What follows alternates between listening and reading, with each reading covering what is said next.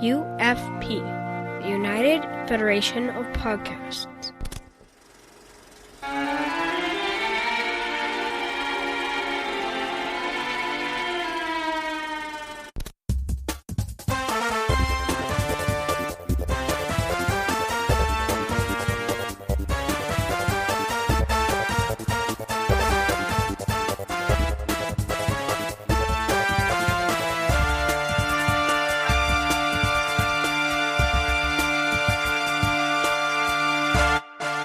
Welcome to Franchise Fatigue, the little podcast on the United Federation of Podcast Network, where we talk about movies, sequels, and remakes. My name is Brandon Shea Mutella, and joining me, as always, is that ever-suicidal fork, Zach Moore. Trash! Welcome, Zach. How are you? Trash! Yes. No, not trash. Warm, cuddly love. Trash. Forky is the Groot of the Toy Story universe. For a while there. Groot. I am Groot and trash. I am trash. Says, so. I am trash. I am trash. You really think Forky is trash, don't you, Brad? So. We are here to do our Toy Story recap, and we're very excited for you because we got some feedback from somebody that will play in a little bit here, but we got some feedback. So just as a reminder, our next series of movies is going to be the Jaws franchise. Just when you thought it was safe to go back into the podcast. That's what we should say at the beginning of those. Be worried about these podcasts. But if you guys want to send in feedback, send it in at any time. You can talk about any one of the movies, all of the movies, whatever. Send us an MP3 and we'll definitely include it in the show. But we'll play our feedback in a little bit here. Today we're going to go over the movies of the Toy Story series. And Zach, first thing I'm going to ask you is, how would you rank these movies? You know, this is tough, Brandon, because as the listeners are probably aware by now, I saw Toy Story when it came out back in 95.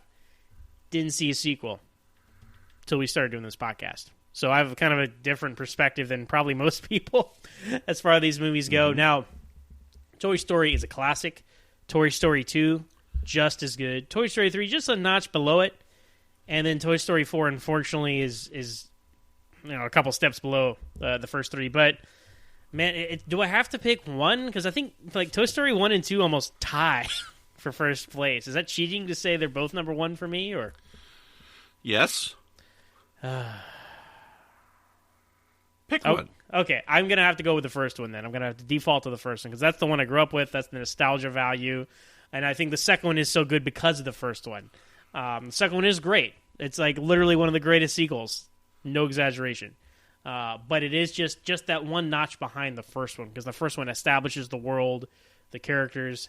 It's what sells you on everyone, gets you to fall in love with these characters, and sets the groundwork for a great franchise after that. So I got to go with the first one. So 1, 2, 3, 4. They get worse with each movie. That's terrible to say. Wow, that's interesting. How would you rank them, Brandon? Very different orders than yours. I would actually put Toy Story 3 as my favorite. Okay. Followed by Toy Story 2. Followed by Toy Story. Followed by Toy Story 4. Okay. So we're flipped on the original trilogy, but we agree that the fourth one is the weakest link of them all. Mm-hmm. Now I don't think 4 is a bad movie just on its own. You do. You are on record, my friend, for saying that. So I am on record. Absolutely. Tune in last week. Same bat time, same bat channel. Excellent. Okay, well let's who's your favorite secondary toy? Not Buzz, not Woody. Who's your favorite secondary? Not even like Ham and them. Like one of the little ones. What's your favorite toy that's just like in one movie, just comes in, something special? That's tough because I mean, if we're not counting any of like the Rexes or Hams of the world, I want to say the Claw aliens. The Claw. Okay. Because they appear, so regularly. And I think they have like the most amazing like save of the whole franchise when they save all the characters from the furnace with the claw, right? So to me, like I think that puts them over the top. As I would still is that the level of is that the tier of toy we're talking about here? I think they're on that third tier of toys, sure. Wouldn't you? So I'm gonna go with the aliens because that's even part of pop culture. Like ooh, the claw, right? And it's from those guys. So I would say that they're my favorite auxiliary character in the Toy Story franchise. What about you, Brandon? I'm going to have to definitely go with Ken. So Ken from Toy Story 3 Okay. was my favorite because he was just such a joy. He was so funny. Every one of his jokes really, really hit it out of the park for me. So Ken is definitely my favorite from the secondary characters for this series of movies. I loved him. So, you asked about the background toys, Brandon, but of the two headliners, right, of Woody or Buzz, right, now that we've seen them in 4 movies now, which one would you pick? If you were Andy and you could only take one toy, would you take Woody or Buzz? Woody. Hands down, I'd take Woody. Why do you say Woody? I like the idea of him being this cowboy. I think he's more of a toy that I would want to keep around and collect for like the sentimental reasons that he seems to have for it, and just the nostalgic factor of that older toy. I think that Buzz would get old quick, being a space toy. I don't know. It's tough to say. There's a certain timeless element to what Woody represents and his production. I guess is what you're saying, I think yeah. that's better. Although we didn't mention it in it. One thing I didn't buy in Toy Story 4 was when the dad stepped on him and he had a plastic head. Oh yeah, that did not track with the kind of toy that Woody is. So they don't have plastic heads in 1957. I don't think. Not like that, anyways. The year Sputnik was launched. See, there you go, doing some math there, Brandon. Well done. Yeah, see, I'm going to go with Buzz because I'm a space guy, sci-fi fan, Star Trek. I wanted to be an astronaut when I was a kid. I just wasn't very good at math or science, therefore I could not be an astronaut. And, no, I get what you're saying, though, because Buzz Lightyear is kind of like the more, like, mass-produced plastic toys of the 80s and 90s. And, I mean, and I still have some, a couple that are very sentimental to me that I put on my shelf, but not the kind of thing you see in a museum exhibit, right, which is what they're going to do with Woody. Right. So, I mean, Right. Woody he really is a collector's item that's established in the franchise. Buzz is more that mass-produced, as we see. There's a surplus of Buzz Lightyear. He's like a Star Wars toy. There's just so many of them. But I would go with the Buzz just for his, his buttons, his wings, like his whole story and the spaceship, the whole mythology of Buzz Lightyear. Like, if I was Andy's age when these were going on, which I was, I would definitely pick Buzz Lightyear as my toy. So I'm glad we're on both sides of that. We have both perspectives there for the two headliners of the franchise there, Brandon. Yeah. And, I might take your opinion seriously, but I found out today that you like the colorized version of King Kong, so I just can't take your opinion seriously. anymore. That is the version I grew up with, watching TNT, Turner Network Television, also on Turner Classic Movies, TCM. I have them recorded off television and actually spent $80 in an eBay auction in order to secure the Laserdisc copy of the colorized version of King Kong, which is my favorite film of all time. Come at me, bro. Come at me, bro. I did on Twitter today. I know. He said you were fired. I'll say this: Peter Jackson. The original King Kong is Peter Jackson's favorite film of all time, and Peter Jackson just came off a major project where he was colorizing World War I footage. So I think logically, his next logical step will be to recolor King Kong, because I see why people have issues with colorization, and people say, "Oh, it's Crayola, it's crowns, it's not, it's ruining history. It's supposed to be black and white." I mean, the black and white version is still available. If anything, the colorized version is very hard to get, which is why I had to buy the Laserdisc. So, I'm holding on to hope that Peter Jackson will give it the 21st century recoloring, so we have another version of that to enjoy.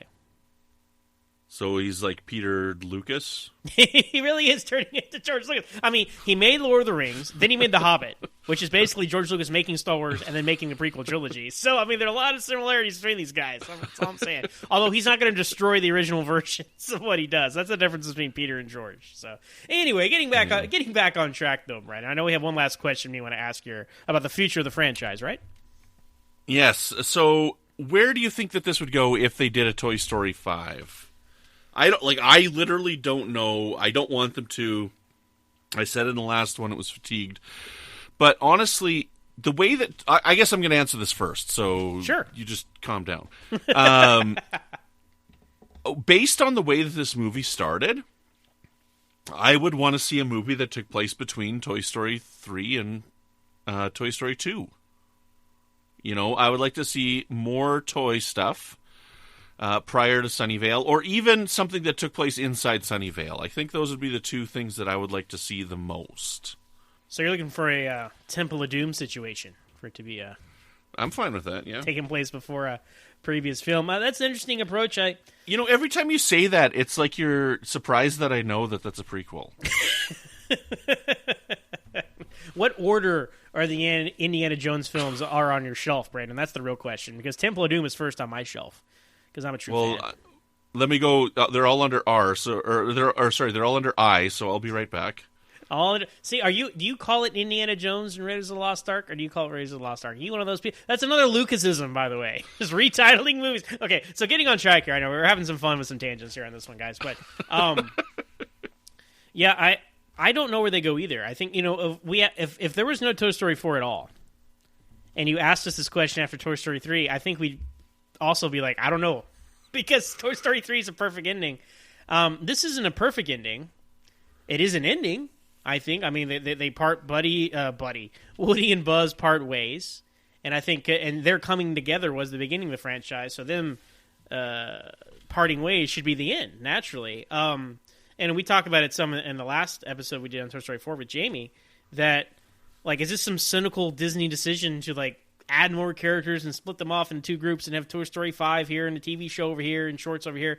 I think your suggestion is solid, Brandon, but I would like to see that more as, like, shorts. Animated shorts as part of Disney Plus. I don't want a Lion King 1.5 situation really as a feature film, but if you have little vignettes about like the adventures of the toys in between the movies, that's cool. Even a vignette of Woody before Buzz showed up when Andy was even younger. He's been his favorite toy since he was in first grade. Let's see some of that. I wouldn't mind that. But as far as a Toy Story 5 goes, like if you weren't going to do a split storyline or something like that, I would stick with Buzz Lightyear and all those toys who were still with Bonnie and pick that up. Maybe pick her up a few years later. It was interesting they picked it up, not immediately, but right after Toy Story 3, even though 10 years had passed in the real world. I would still stick with those toys, but then the trick is, like, how do you not make it just like Toy Story 3? Because it's like Bonnie's older now, and now she's not playing with the toys. Is she going to give them away? And I think the problem is we've exhausted all areas of life you see toys in. Right, because I mentioned this in the Toy Story 4 podcast. Kids' house, toy store, collector's items, daycare, antique store. Okay, that's it. Outside on the playground in the middle of the park. There's nowhere else to go that we've seen. A toy factory. There was that script they wrote for Toy Story 2, which is going to be about a defective Buzz Lightyear, and they have to go save Buzz from being replaced at the factory. That's kind of interesting, I think. Maybe they could dust that off and play with that, because that's really the only thing left that's like toy-specific that we can all be like, oh, yeah, toys. That's interesting that they're alive in this situation. I think they've exhausted all other options, and then I don't know. I mean, this movie will undoubtedly make a lot of money. We're recording this, the week it comes out. And someone somewhere is like, all right, what do we do for 5? I'm sure that conversation is being had right now, and we'll see. Are we going to have to wait another 10 years, though? I guess that's the real question, right, Brandon? Just as long as they don't get Dan Castellaneta to do the voice of Woody. Very good. Very good Aladdin in-joke there, Brandon. Well done. Well, before we go, we did get some feedback from our good friend Tom Elliott over at the Twilight Zone podcast. And in it, he talks a little bit about the show. He talks a little bit about Toy Story, but he talks a little bit about the appreciation of sequels and stuff. So let's play that for you right now. And a reminder, if you guys want to get your clips in, just email us. What is it? contact@ufp.earth. You can send us an email, or you can reach out to me on Twitter. Tom just sent me a Dropbox link on Twitter, and I downloaded it from there. But let's take a listen and see what Tom has to say. Hey Brandon, hey Zach. This is your old friend Tom Elliott with just a bit of feedback for your Toy Story wrap-up show. Now, it's not necessarily about Toy Story itself, but I'll kind of tie it in there. I think it's mainly about franchise fatigue and what you are bringing to the podcasting world with this show. Now, like you, I've never had a problem with sequels and remakes, so it's nice to hear a podcast that not only doesn't mind these things, but celebrates these things, because you know, for years and years, I've seen on message boards and then on Twitter and then on Facebook, whenever a sequel is announced or a remake